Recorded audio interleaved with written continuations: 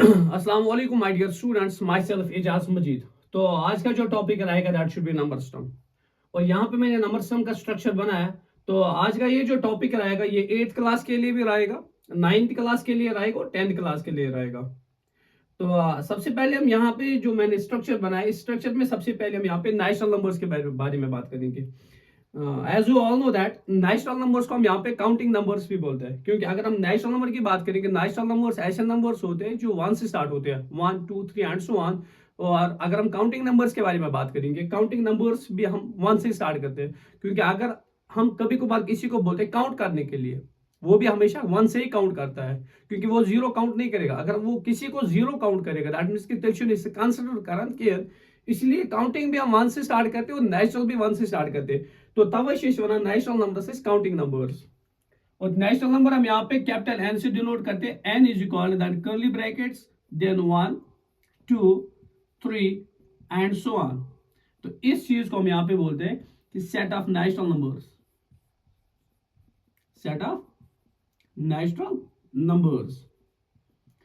हाँ, तो that means कि सेट ऑफ नेशनल नंबर्स के बारे में ये बात कर रहे थे कि नेशनल नंबर 1 से स्टार्ट होते हैं और नेशनल नंबर्स को हम यहाँ पे काउंटिंग नंबर्स भी बोलते हैं। उसके बाद जब भी हम नेशनल नंबर्स को इंक्लूड क्या कर लेंगे, जीरो, तो वो हमारे पास क्या बन जाएगा, whole number.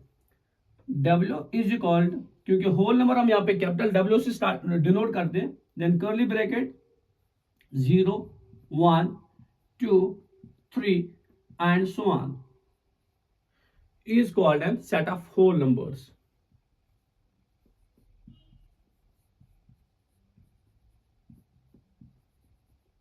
Whole numbers. Natural numbers including zero is called a whole numbers. अब यहां पे क्या करेंगे, अगर हम whole numbers को इंक्लूड करेंगे नेगेटिव इंटीजर्स, तो वो हमारे पास क्या बन जाएगा, इंटीजर्स। तो यहां पे हम नेगेटिव इंटीजर्स देखेंगे।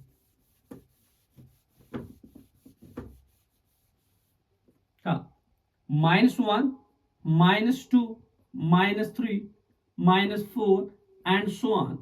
ये भी हम कर्ली ब्रैकेट्स में रख लेंगे और हम यहाँ पे लिख लेंगे, इस सेट को हम नाम ए से डिनोट कर लेंगे यहाँ पे। दैट मीन्स कि सेट ए जो हमने यहाँ पे बनाया, इसमें हमने -1 -2 -3 and so on. That means कि कौन से इंटीजर्स रखे, नेगेटिव इंटीजर्स।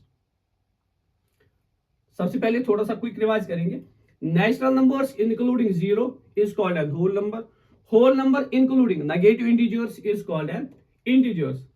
अब यहां पे हम देखेंगे इंटीजर्स में हमारे पास 3 टाइप ऑफ नंबर्स होते हैं। तो सबसे पहले -1 -2 -3 एंड सो ऑन। और यहां से देखेंगे 0 1 2 3 एंड सो ऑन। तो दोनों साइड से हम इसको कर्ली ब्रैकेट्स के अंदर क्लोज कर लेंगे। तो यहां पे 1 2 3 and so on natural numbers including zero including negative integers is called N integer. तो इंटीजर में हमने ये देखा, इसमें पॉजिटिव नंबर्स होते हैं, इसमें नेगेटिव इंटीजर्स होते हैं और इसमें इंक्लूडिंग जीरो होता है। दैट मींस कि इन्हीं को बोलते हैं इंटीजर्स।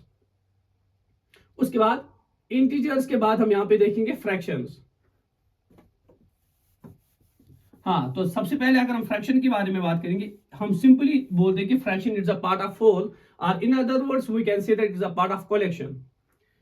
हाँ, और अगर हम दूसरे वे से देखेंगे फ्रैक्शन को, तो सबसे पहले number that can be expressed in the form of p/q।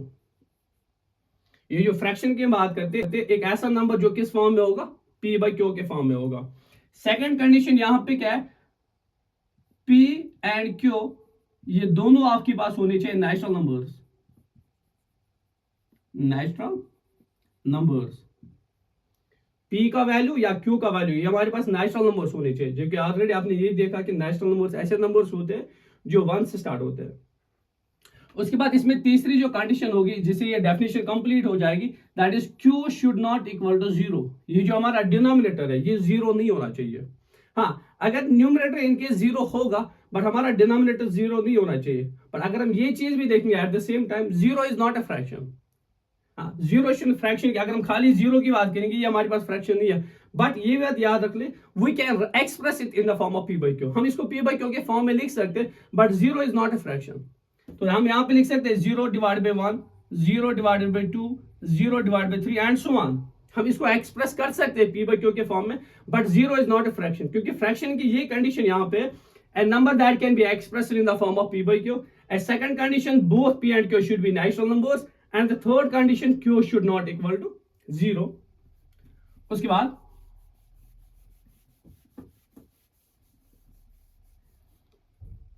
हाँ, उसके रैशनल नंबर्स में फ्रैक्शन भी आएगा, रैशनल नंबर्स में इंटीजर्स भी आते हैं, रैशनल नंबर्स में नेगेटिव इंटीजर्स भी आते हैं, रैशनल नंबर्स में होल नंबर्स भी आते हैं, रैशनल नंबर्स में नेचुरल नंबर्स भी आते हैं, और रैशनल नंबर्स में जीरो आते हैं। दैट मींस ये सारे नंबर्स किस में आते हैं?